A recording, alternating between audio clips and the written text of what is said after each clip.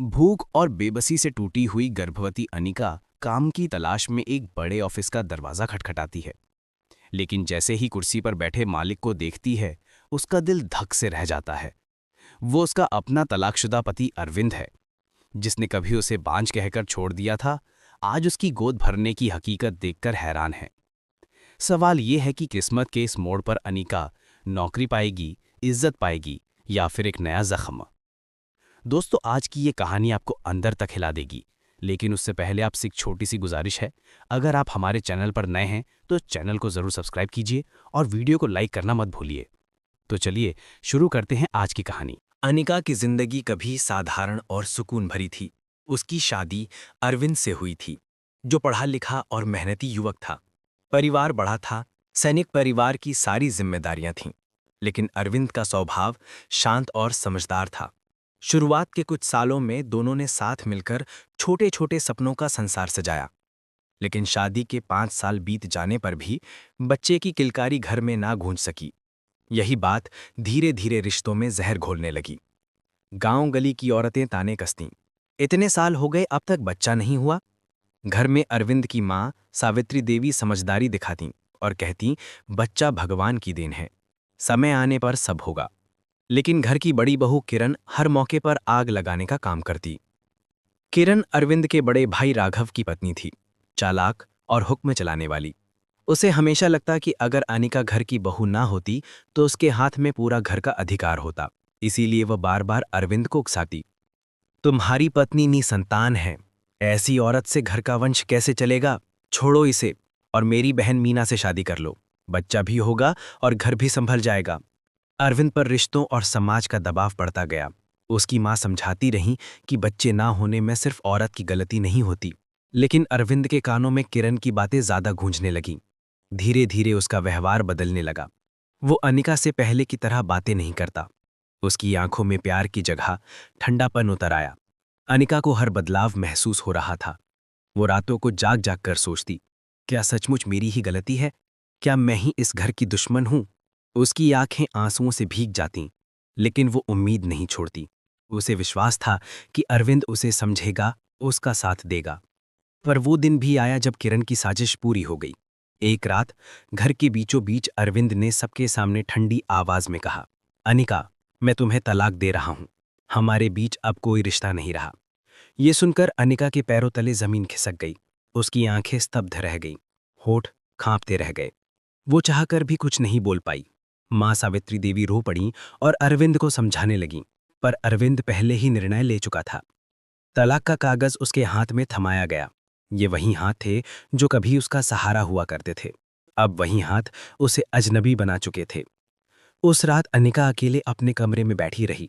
चारों ओर अंधेरा था, लेकिन उसके दिल का अंधेरा और गहरा था। वो सोच रही थी, जिस इंसान के लिए मैंने सब छोड़ा, आज वही मुझे ठुकरा रहा है। क्या यही मेरा दोष है कि मैं मां नहीं बन सकी? लेकिन किस्मत ने उसके लिए एक और सच्चाई छिपा रखी थी, जिसे किसी ने उस पल नहीं जाना। तलाक के बाद अनिका की जिंदगी जैसे रुक सी गई। वो जिस घर में बहू बनकर आई थी, उसी घर से वो अजनबी की तरह निकाली गई। सावित्री देवी ने बहुत कोशिश की कि बहू को कोई सहारा मिल जाए, पर घर की बड़ी बहू किरण ने साफ कह दिया, अब इसका इस घर से कोई रिश्ता नहीं है, तलाक हो चुका है। अगर ये रही तो घर में रोज झगड़ा होगा। अरविंद चुप रहा।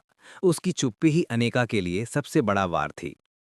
उस दिन उसने पहली बार महसूस किया कि इंसान का अकेलापन कितना भारी होता है। उसके पास कोई मायका भी नहीं था। माँ बाप पहले ही चल बसे थे और भाई बहनों ने अपनी दुनिया बसा ली थी। शुरू के कुछ दिन उसने इधर उधर रिश्तेदारों से मदद मांगी, लेकिन हर किसी ने कन्नी काट ली। कहीं कहा गया, हमारे यहाँ जगह नहीं है, तो कहीं ये ताना मिला, बिना बच्चे वाली औरत का सहारा लेकर हम क्यों मुसीबत मोल लें। अनिका के पास थोड़े बहुत गहने थे, जिन्हें बेचकर उसने किराए का एक कमरा लिया और किसी तरह दिन काटने लगी। पर तलाक के बाद लोग उसे शक की नजर से देखने लगे।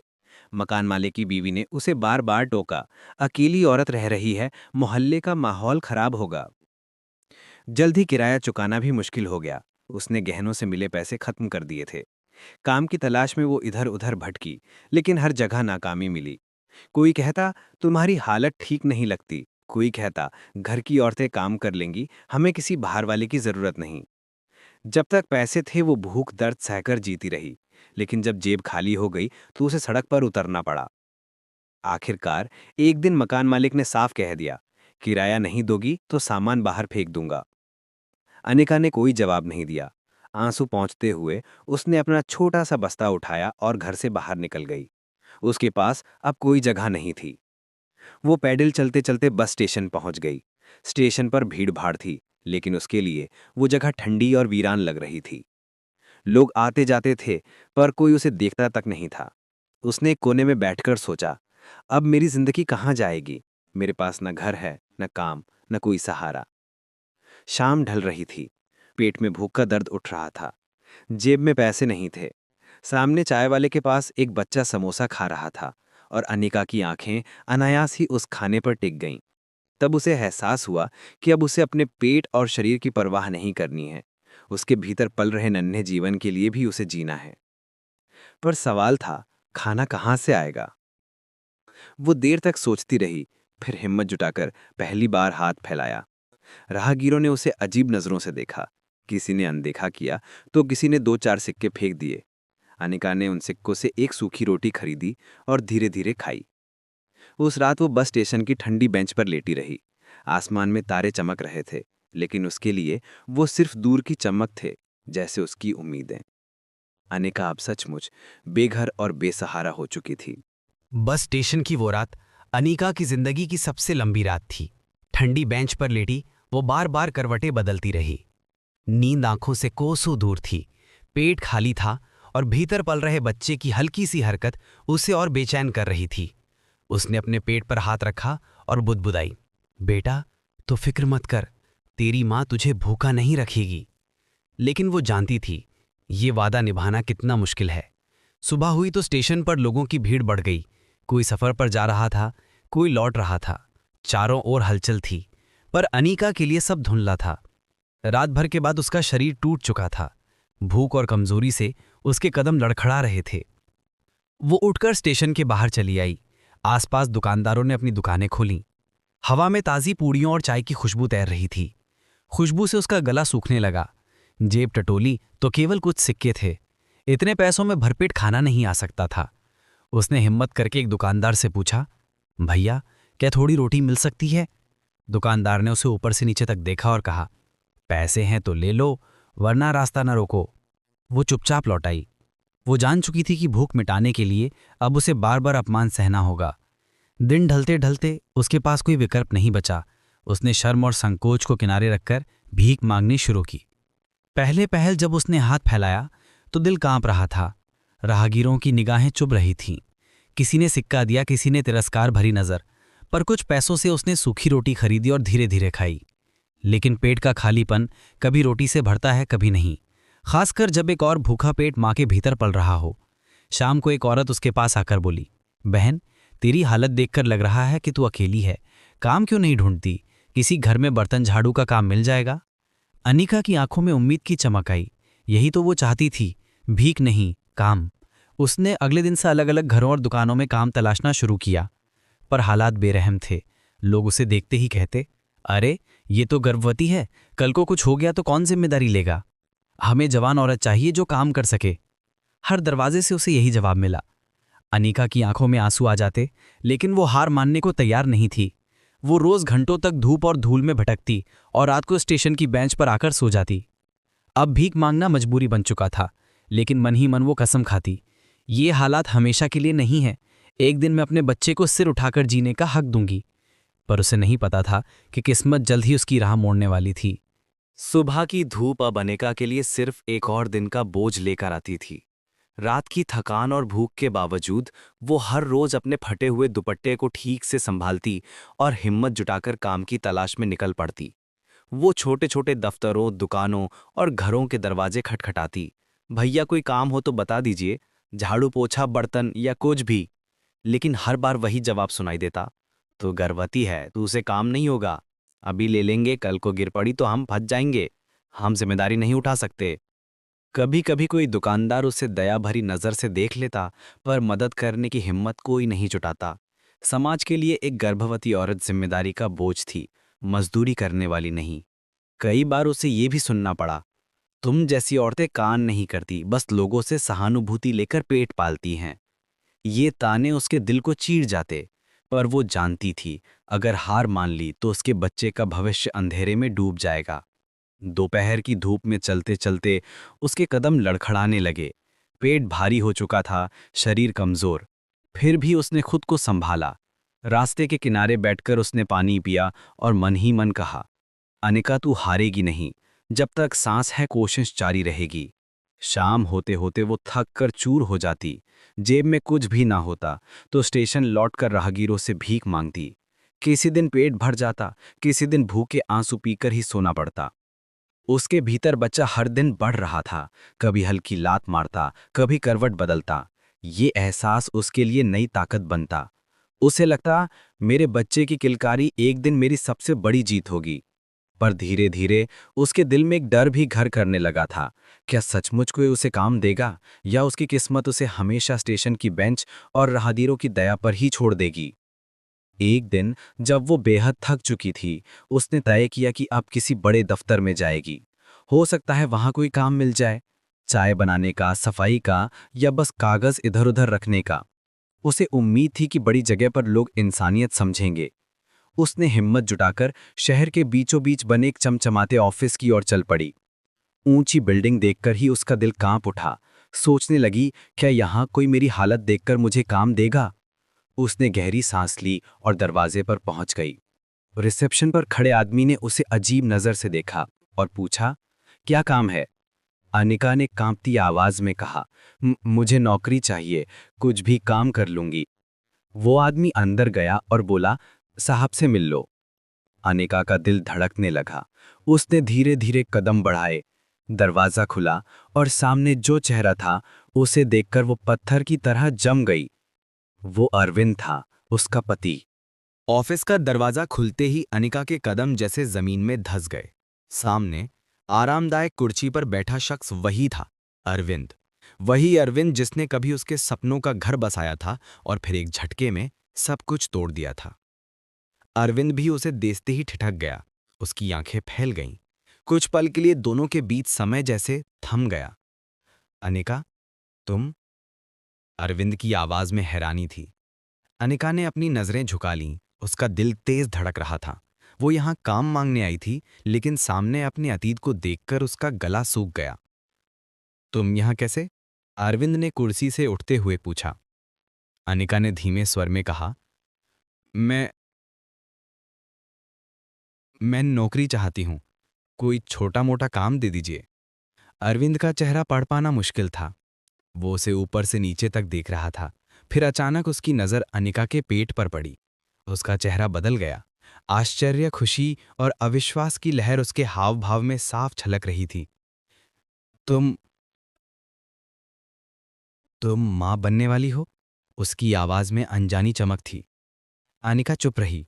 आंसू उसकी आंखों के कोनों से ढुलकने लगे। अरविंद कुछ कदम उसकी ओर बढ़ा। उसकी आंखों में खुशी तैर रही थी, जैसे कोई खोई हुई चीज मिल गई हो। अनिका, तुम? ये सच है? तुम गर्भवती हो? अनिका ने कांपते होठों से कहा, हाँ, पर अब इस सच का आपसे कोई रिश्ता नहीं है। ये सुनते ही अरविंद के चेहरे की मुस्कान कुछ पल को थम गई, लेकिन फिर भी उसके अंदर की खुशी छिप नहीं पाई। अनिका, तुम समझ नहीं रही। यही तो मैं चाहता था।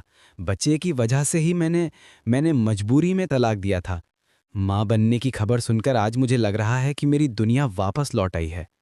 अनिका ने उसकी बात काट दी। दुनिया? आपने मेरी दुनिया तोड़ दी थी अरविंद। आपने कभी नहीं सोचा कि बच्चा ना होने का गम सिर्फ मेरा नहीं, आपका भी होना चाहिए था। आपने मुझसे मेरा घर छीन लिया, मेरा सहारा छीन लिया, और आज आज जब आप देखते हैं कि मैं मां बनने वाली हूं तो आपको खुशी हो रही है। उसकी आंखों में वर्षों का दर्द उमड़ आया। अरविंद ने पास आकर कहा, अनिका चलो घर चलते हैं, सब ठीक हो जाएगा। मैं तुम्हें अकेला नहीं छोड़ूंगा। अनिका ने एकदम पीछे हटते हुए कहा, नहीं अरविंद, अब मेरा घर वही है जहां मैं अपने बच्चे के लिए रोटी जुटा सकती हूँ। भीख मांग कर सही, मेहनत करके सही, लेकिन अब मैं उस घर की चौखट नहीं लांघूंगी जिसने मुझे ठुकरा दिया था। कमरे की हवा भारी हो गई। अरविंद के होंठ सिले रह गए। अनिका ने धीरे से अपनी आंखें पोंछीं और दरवाजे की ओर बढ़ गई, लेकिन अरविंद उसे इतनी आसानी से जाने नहीं देने वाला था। अरविंद के सामने खड़ी अनिका किसी सपने की तरह लग रही थी। वो उसे खो चुका था और अब अचानक उसे सामने पाकर उसका दिल बेकाबू हो उठा। लेकिन जब उसकी नज़र अनिका के पेट पर गई तो ये दृश्य उसके लिए किसी चमत्कार से कम न था। उसके भीतर जो सबसे बड़ा खालीपन था, औलाद का, वो अब भरता नजर आ रहा था। अरविंद ने कांपती आवाज में कहा, अनिका, तुम जानती हो मैं तुम्हें क्यों छोड़कर मजबूर हुआ था? मुझे लगता था कि हमारे जीवन में कभी बच्चा नहीं आएगा। मैं माँ बाप और समाज के तानों से टूट चुका था, लेकिन आज तुम्हें देखकर मैं विश्वास नहीं कर पा रहा कि ये सच है। अनिका की आंखों से आंसू बह रहे थे। उसने तीखी आवाज में कहा, आपने मुझे इसलिए छोड़ा क्योंकि बच्चा नहीं था? अरविंद, क्या शादी सिर्फ बच्चे पैदा करने का नाम है? और अगर बच्चा ना होता तो क्या मेरा कोई मूल्य नहीं था? अरविंद हिरोत्तर हो गया। उसके शब्द जैसे गले में अटक गए। उसने झुककर कहा, मैंने गलती की अनिका, बहुत बड़ी गलती। लेकिन अब वक्त ने हमें दूसरा मौका दिया है। चलो घर लौट चलो, तुम्हें अब किसी परेशानी में नहीं रहना पड़ेगा। मैं सब ठीक कर दूंगा। अनिका ने उसकी ओर देखा। उसके चेहरे पर खुशी साफ थी, लेकिन साथ ही पछतावे की लकीरें भी। ये वही आदमी था जिसने कभी उसकी दुनिया तोड़ दी थी। अरविंद, अनिका बोली, मैंने जो दिन काटे हैं वो आप सोच भी नहीं सकते। स्टेशन की बेंच पर सोई हूं, भूखी रही हूं, लोगों की तिरस्कार भरी नजरें झेली हैं। मैंने काम मांगा तो हर किसी ने यही कहा कि गर्भवती औरत को कौन काम देगा, और इन सब के बीच मैंने अपने पेट में पल रहे बच्चे के लिए जीना सीखा है। अब अगर आप सोचते हैं कि सिर्फ इसलिए मैं आपके पास लौट आऊंगी क्योंकि मैं मां बनने वाली हूं, तो आप गलत हैं। अरविंद ने उसकी आंखों में सीधे देखा। गलतियां इंसान से होती हैं अनिका, लेकिन इंसान बदल भी सकता है। मुझे एक मौका दो। मैं सिर्फ तुम्हें नहीं, हमारे बच्चे को भी अपनाना चाहता हूं। तुम अकेली नहीं रहोगी। मैं तुम्हें वो सब दूंगा जिसकी तुम्हें कमी थी। अनिका का दिल डगमगाने लगा। उसके भीतर गुस्से की आग भी थी और एक पुराना अपनापन भी। उसने अपने पेट पर हाथ रखा और चुप हो गई। कुछ देर बाद अरविंद ने धीरे से कहा, अनिका, मैं आज भी तुमसे प्यार करता हूं। तुम्हें खोकर मुझे एहसास हुआ कि मैंने क्या गंवाया है। कृपया घर लौट चलो। उसकी आवाज में पहली बार सच्चाई और कमजोरी दोनों थीं। अनिका ने उसकी ओर लंबी नजर डाली। ये वही आदमी था जिसने कभी उसे आंसुओं के सागर में धकेला था, लेकिन आज वही उसे किनारे लगाने की कोशिश कर रहा था। उसके मन में सवाल उठ रहा था, क्या सचमुच अरविंद बदल चुका है या ये सिर्फ बच्चे की खुशी है? अरविंद की बातों के बाद कमरे में लंबी खामोशी छा गई। अनिका के भीतर तूफान उठ रहा था। उसकी आंखों के सामने वो सारे दिन घूम गए जब उसने भूख से तड़प कर रात गुजारी थी, स्टेशन की बेंच पर ठिठुरते हुए नींद ली थी और लोगों की बेइज्जती झेली थी। उसने गहरी सांस लेकर कहा, नहीं अरविंद, मैं आपके साथ नहीं चलूंगी। अरविंद चौंक गया। क्यों अनिका? मैं कह रहा हूं ना, सब ठीक हो जाएगा। अनिका की आंखों में आंसू चमकने लगे, लेकिन उसकी आवाज दृढ़ थी। ठीक? क्या आप जानते हैं मेरे लिए क्या ठीक है? जब आपने मुझे छोड़ा तब मैं टूटी थी, पर मैंने जीना सीखा, अकेले जीना। मैं भीख मांगकर सही, लेकिन मैंने अपने बच्चे के लिए रोटी जुटाई। मैंने अपमान सहा पर हार नहीं मानी। अब आप कहते हैं कि घर चलो तो मैं सब भूल जाऊं? नहीं अरविंद, मैं फिर से उस घर की चौखट पर कदम नहीं रखूंगी जिसने मुझे ठुकराया था। अरविंद के चेहरे पर बेचैनी साफ झलकने लगी। अनिका, तुम मुझसे नफरत कर सकती हो, लेकिन इस बच्चे का क्या? क्या तुम चाहती हो कि हमारा बच्चा बगैर पिता के बड़ा हो? अनिका ने अपने पेट पर हाथ रखा और धीरे से बोली, मेरा बच्चा मेरी ताकत है। मैं उसे अकेले पाल लूंगी। पिता का नाम जरूरी है, लेकिन माँ का सहारा उससे कहीं बड़ा है। मैं नहीं चाहती कि मेरा बच्चा उसी घर में बड़ा हो जहां उसकी माँ को तिरस्कार मिला था। उसके शब्दों ने अरविंद को भीतर तक हिला दिया। उसने आगे बढ़कर अनिका का हाथ थामने की कोशिश की, लेकिन अनिका ने हाथ झटक लिया। कृपया अरविंद, मुझे मजबूर मत कीजिए। मैंने जो जहर पिया है उसे भूलना आसान नहीं। मैं वापस नहीं जाऊंगी। अरविंद ने सिर झुका लिया। पहली बार उसे एहसास हुआ कि अपनी गलती की सजा कितनी भारी है। कुछ देर की खामोशी के बाद उसने धीरे से कहा, अनिका, मैं मानता हूं कि मैंने तुम्हारे साथ अन्याय किया, पर यकीन मानो, आज तुम्हें देखकर मेरे दिल में सिर्फ एक ही ख्वाहिश है, तुम्हें और हमारे बच्चे को संभालने की। अगर तुम घर नहीं चलना चाहती तो मत चलो, लेकिन मुझे इतना हक दो कि मैं तुम्हारा सहारा बन सकूं। अनिका के दिल में एक हलचल हुई। उसका गुस्सा और दर्द अब भी जिंदा था, लेकिन अरविंद की आंखों में पहली बार उसने वो सच्चाई देखी जो पहले कभी नहीं थी। उसने धीमे स्वर में कहा, मैं अभी आपके साथ नहीं चलूंगी। अगर आपको सचमुच मेरा और मेरे बच्चे का ख्याल है तो पहले ये साबित कीजिए कि आपके लिए मैं सिर्फ माँ बनने वाली औरत नहीं बल्कि आपकी पत्नी भी हूं। अरविंद ने गहरी नज़र से उसे देखा और सिर हिला दिया। ठीक है अनिका, मैं साबित करूंगा। अनिका मुड़ी और दरवाजे की ओर बढ़ गई। अरविंद वहीं खड़ा रह गया, एक उम्मीद और एक चुनौती के बीच। ऑफिस से बाहर निकलते समय अनिका के कदम भारी थे। उसका मन कह रहा था कि अरविंद के शब्दों में इस बार सच्चाई थी, लेकिन उसकी आत्मा उसे बार बार याद दिला रही थी कि यही आदमी था जिसने उसे ठुकराया था। अरविंद ने उसे जाने नहीं दिया। वो तुरंत उसके पीछे आया और धीरे से बोला, अनिका, एक बार मेरी बात सुन लो। अगर तुम मुझसे नफरत करती हो तो भी कोई शिकायत नहीं, पर मुझे ये मत कहो कि मैं तुम्हारे और हमारे बच्चे से दूर रहूं। ये बच्चा मेरी सबसे बड़ी चाहत है और मैं उसे हर हाल में अपनाना चाहता हूं। अनिका ने बिना देखे जवाब दिया, चाहत? चाहत तो तब साबित होती जब आपने मुझे बिना बच्चे के भी अपनाया होता। लेकिन आपने क्या किया? अपने परिवार और समाज के दबाव में आकर मुझे छोड़ दिया। उस वक्त मेरे आंसू आपको नहीं दिखे? उस वक्त मेरी तन्हाई आपकी आंखों में क्यों नहीं चुभी? अरविंद कुछ पल चुप रहा, फिर धीरे से बोला, हाँ, मैं कायर था। मैंने दूसरों के कहने पर फैसला लिया। लेकिन जब से तुम गई हो, मैंने सुकून का एक पल भी नहीं देखा। मुझे हर वक्त तुम्हारी याद सताती रही। मैं तुम्हारे बिना अधूरा था और आज तुम्हें गर्भवती देखकर मुझे एहसास हुआ है कि भगवान ने मुझे दूसरा मौका दिया है। कृपया इससे ना ठुकराओ।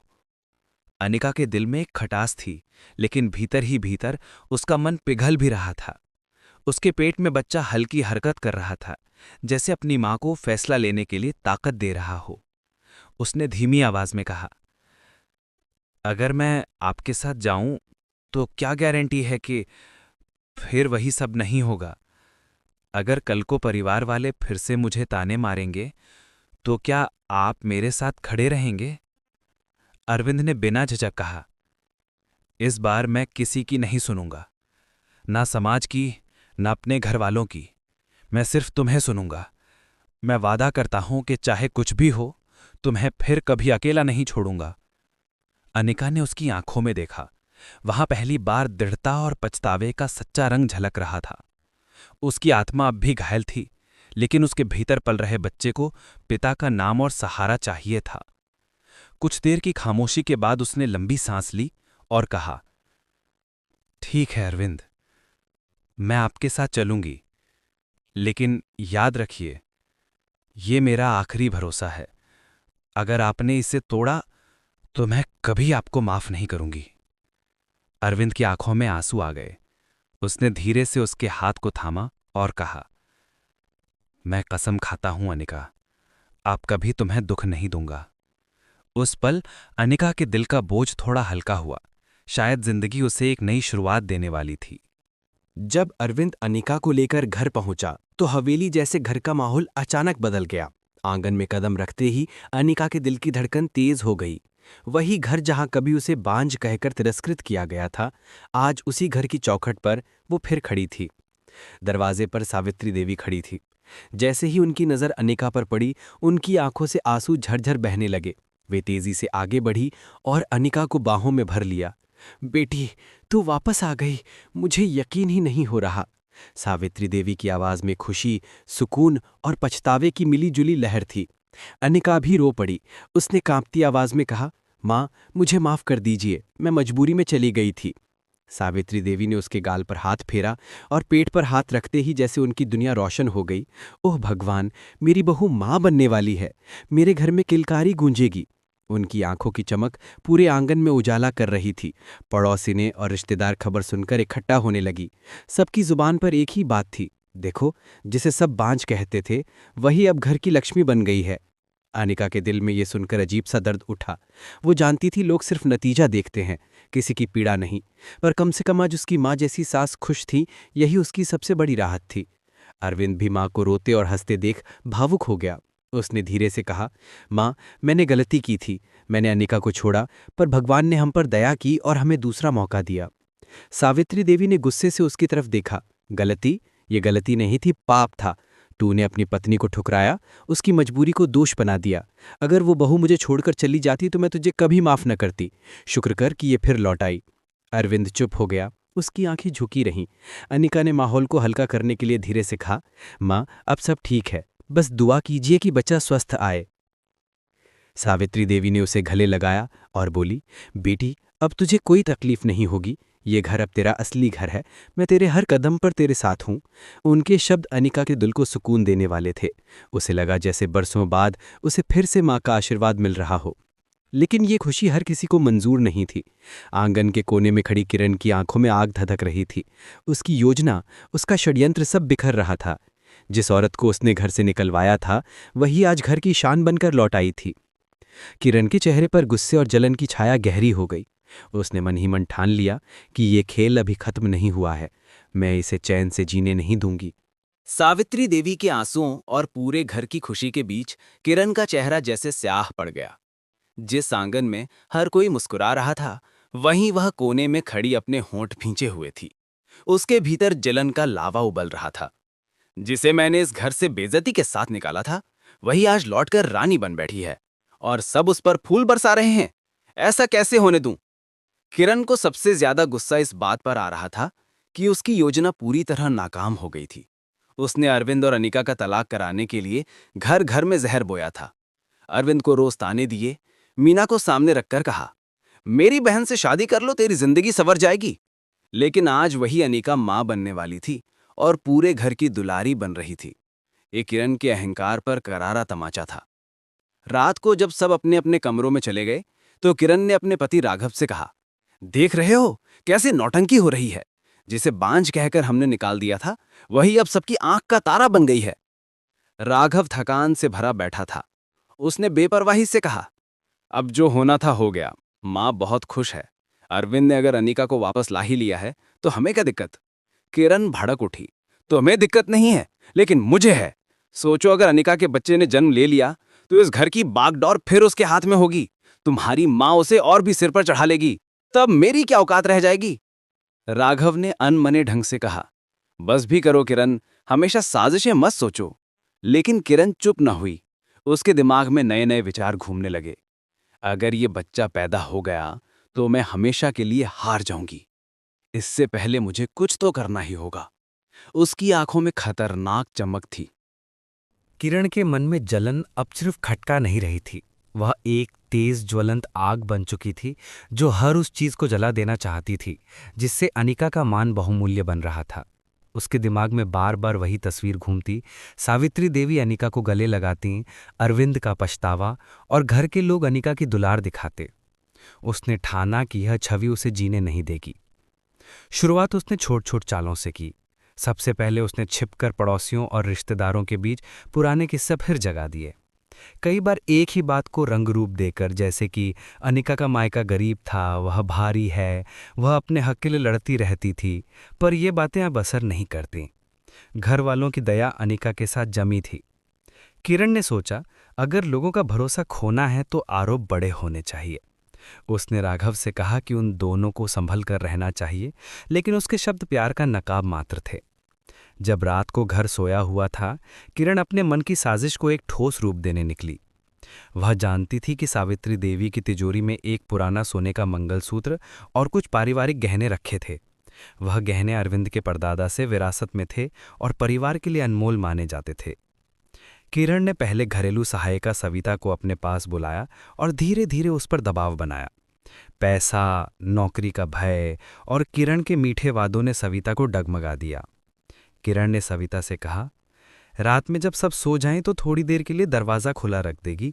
मैं बरामदे में खड़े रहकर तिजोरी खोलकर कुछ ले आऊंगी। बस बाद में कुछ कह देना कि मैंने किसी रिश्तेदार से पैसों की गिनती देखी थी। सविता ने झिझकते हुए हाँ कर दिया। डर, लालच और अपना छोटा परिवार बचाने की चाह ने उसे बेबस बना दिया। फिर रात आई। किरण ने सविता के साथ मिलकर तिजोरी से कुछ चमकदार गहने निकाले और उन्हें किसी गाड़ी की सीट के नीचे छिपा दिया। अगले दिन उसने बहुत बड़े स्वर में हल्ला मचाया कि उसके गहने गायब हैं। सावित्री देवी स्तब्ध रह गईं। तिजोरी खुली थी और गहने गायब। घर में सन्नाटा पसरा। किरण ने तुरंत नाटक शुरू कर दिया। आंसुओं से लबरेज उसने जोर से कहा, यह चोर वही है जो घर में बाहर वाली है। घर में किस तरह की बहू लौट आई है। उसकी आवाज में इतना अभिनय था कि कुछ लोग बिना सोचे ही दहाड़ में आ गए। किरण ने सविता को संदिग्ध सी तरह ढाल बनाया। उसने जरा सा संकेत देकर सविता से कहा कि अब वह सब कुछ बता दे। डर के मारे सविता धीरे धीरे उसी कहानी को दोहराने लगी जो किरण ने रची थी। मैंने अनिका को रात में बरामदे में देखा था। वह तिजोरी की ओर आई थी। घर में अफरा तफरी मच गई। अरविंद का चेहरा पीला पड़ गया, सावित्री देवी के होंठ कांपे और अनिका के चारों ओर सन्नाटा छा गया। वह समझ ही नहीं पा रही थी कि क्या हो रहा है। किरण ने एक कदम और बढ़ाया। उसने कुछ नकद और छोटे गहनों के बारे में भी पुख्ता होने का नाटक किया और चुपके से रिश्तेदारों के बीच यह बात फैला दी कि अनिका की दिनचर्या और उसकी अजीब रातें बाहर घूमने की खबरें हैं। धीरे धीरे अफवाह ने शक का रूप ले लिया। अनिका ने सवाल किए लेकिन कोई स्पष्ट समर्थन न मिला। कुछ लोग केवल यह सुनकर मानने लगे कि बांझ बहू घर लौट आई और अब तक का सच उजागर हो रहा है। किरण की चाल काम कर रही थी। घर के भीतर का भरोसा चकनाचूर हो रहा था। किरण की साजिश में अब एक और जरूरी कदम था, पुलिस। उसने हल्के फुल्के स्वर में अस्पताल का हवाला दिया और कहा कि वह शिकायत दर्ज कराएगी। उसका उद्देश्य स्पष्ट था, अनिका पर आधिकारिक शिकायत दर्ज हो और उसका नाम और बदनामी उजागर हो जाए। घर में उठी इस आंधी के बीच अनिका का चेहरा बदलाव के निशान छोड़ रहा था। वह बेखबर अपनी बेबसी और शौक में फंसी हुई थी, पर दिल के किसी कोने में एक ठंडी चेतावनी भी गूंज रही थी कि किरण की चालें अब केवल शुरुआत थीं।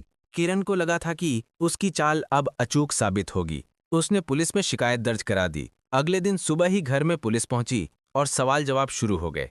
सबकी नजरें अनिका पर थीं। वो कांप रही थी, लेकिन उसकी आंखों में बेगुनाही की चमक थी। उसने दृढ़ स्वर में कहा, मैंने कोई गहना नहीं चुराया, मैंने तो उस तिजोरी को छुआ तक नहीं। पुलिस ने सविता को बुलाया। पहले तो सविता वही दोहराती रही जो किरण ने सिखाया था, लेकिन जैसे जैसे पुलिस ने सख्ती की, उसका चेहरा पीला पड़ने लगा।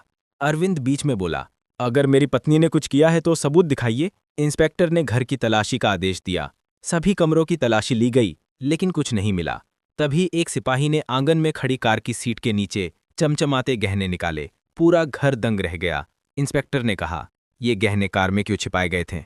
अनिका की आंखों में आंसू आ गए। उसने अरविंद की ओर देखा। आप देख रहे हैं, ये सब मुझे फंसाने की चाल है। सावित्री देवी ने सख्त नजरों से किरण को घूरा। किरण, ये कार तो हमेशा तेरे पास रहती है, तू ही उसमें सामान रखती है। सच बोल, ये सब तूने किया है ना? किरण बौखला गई। उसने कुछ कहने की कोशिश की, लेकिन उसकी घबराहट सब बता रही थी। पुलिस ने जब सविता पर दबाव डाला तो आखिरकार उसने सारा सच उगल दिया। रोते हुए सविता ने कहा, मैडम, मुझे माफ कर दीजिए। किरण भाभी ने मुझे पैसे देने का वादा किया था और धमकाया भी था। उन्होंने ही तिजोरी से गहने निकाले और कार में छिपाए। मैंने सिर्फ उनका साथ दिया। घर में जैसे बम फट गया। सावित्री देवी चीख उठी, किरण, तूने हमारी बहू को बदनाम करने की कोशिश की। तूने अपने ही घर की इज्जत को मिट्टी में मिलाने की सोची। किरण सफाई देने लगी, मैंने ये सब घर की भलाई के लिए किया था। अगर अनिका यहाँ रहती तो। लेकिन अब कोई उसकी बात सुनने वाला नहीं था। पुलिस ने उसे तुरंत गिरफ्तार कर लिया और जब किरण को हथकड़ियां लगाकर बाहर ले जाया जा रहा था तो पूरे मोहल्ले के लोग तमाशा देखने इकट्ठा हो गए। वही लोग जो कल तक अनिका पर शक कर रहे थे, आज उसी के पक्ष में खड़े थे। सावित्री देवी ने अनिका का हाथ पकड़कर कहा, बेटी, तूने जितना सहा है उसका दोषी ये घर है, लेकिन आज तू इस घर की असली बहू और लक्ष्मी है। अब तुझे कोई नहीं सताएगा। अरविंद ने झुककर अनिका से कहा, मैंने तुझसे जो गुनाह किया था, शायद जिंदगी भी कम पड़ जाए उसे सुधारने में, लेकिन मुझे एक मौका दे। मैं तुझे और हमारे बच्चे को हमेशा संभालूंगा। अनिका की आंखों से आंसू बह निकले। उसने अपने पेट पर हाथ रखा और धीरे से मुस्कुराई। अब मेरे बच्चे का भविष्य सुरक्षित है, यही मेरे लिए काफी है। उस पल घर में फिर से जीवन की रोशनी फैल गई और किरण, जो षड्यंत्र की जाल बुनती थी, उसी जाल में फंसकर जेल की सलाखों के पीछे पहुंची।